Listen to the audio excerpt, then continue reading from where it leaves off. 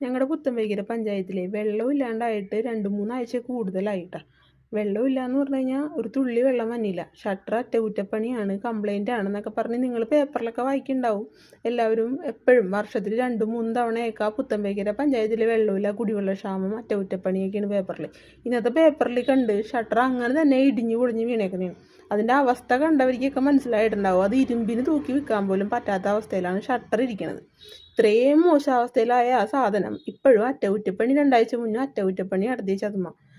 ഇത് പുതുക്കി എന്നത് പുതിയത് അവിടെ നിർമ്മിക്കാനുള്ളൊരു അതിനുള്ളൊരു പരിഹാരം കാണാനൊന്നും ആർക്കും കഴിവില്ലാഞ്ഞിട്ടാണോ? എന്താണ് കാരണമെന്ന് ആർക്കെങ്കിലും അറിയോ? ഇതിന് എന്ത് ചെയ്യാൻ പറ്റും? ഒരു ശാശ്വതമായ ഒരു പരിഹാരം ചെയ്യാനായിട്ടില്ലേ? അറിയാൻ വയ്യാത്തോണ്ട് ചോദിക്കുകയാണ്, എന്താണ് ഇതിന് ചെയ്യേണ്ടത്?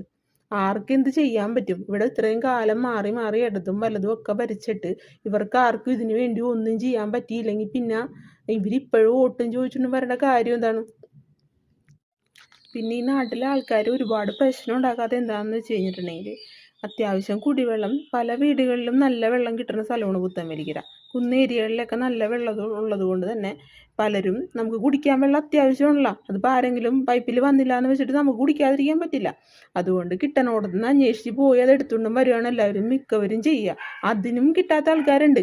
നല്ല വെള്ളം അവരുടെ പ്രദേശത്ത് പോലും ഇല്ലാത്ത തിരുത്തൂർ ഏരിയയിലൊക്കെ അവിടെയൊക്കെയുള്ള ആൾക്കാർക്ക് ഈ പഞ്ചായത്തിൻ്റെ ദാക്ഷിണ്യത്തിൽ കുടിവെള്ളം അടിച്ച് കിട്ടണത് നോക്കി നിൽക്കുന്ന ആൾക്കാരുണ്ട്. അതുകൂടാണ്ട് കാശ് കൊടുത്ത് വെള്ളം കുന്നിൽ നിന്നൊക്കെ ഒരുപാട് വെള്ളം കാശ് കൊടുത്ത് അടിക്കുന്നുണ്ട്.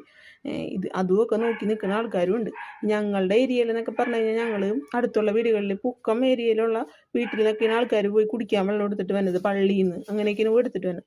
ഞങ്ങളുടെ ഒരു അയൽവാസി അവർ മറ്റുള്ളവർക്ക് ബുദ്ധിമുട്ടില്ലാതിരിക്കാൻ എപ്പോൾ വേണമെങ്കിലും പോയി എടുക്കാൻ വേണ്ടി മതിലിൻ്റെ പുറത്തേക്ക് പൈപ്പ് വെച്ച് വന്നിട്ടുണ്ട്. ഇത്രയും നല്ല മനസ്സുള്ള ആൾക്കാരൊക്കെ ഉള്ള സ്ഥലമുണ്ട് പുത്തൻവേലിക്കര.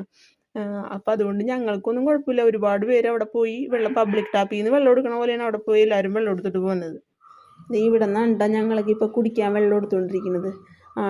എല്ലാവരുടെയും സൗകര്യത്തിന് വേണ്ടിയിട്ട് അവരുടെ വീടിൻ്റെ മതിലിൻ്റെ പുറത്തേക്ക് പൈപ്പ് വെച്ചിരിക്കുന്നതാണ് കാണുന്നത്. എന്തായാലും ഈ വീട്ടുകാർക്ക് ഒരുപാട് നന്ദിയുണ്ട്. ഇത്രയും പേർക്ക് ഒരു വലിയൊരു ഉപകാരമാണ് ചെയ്യണത്.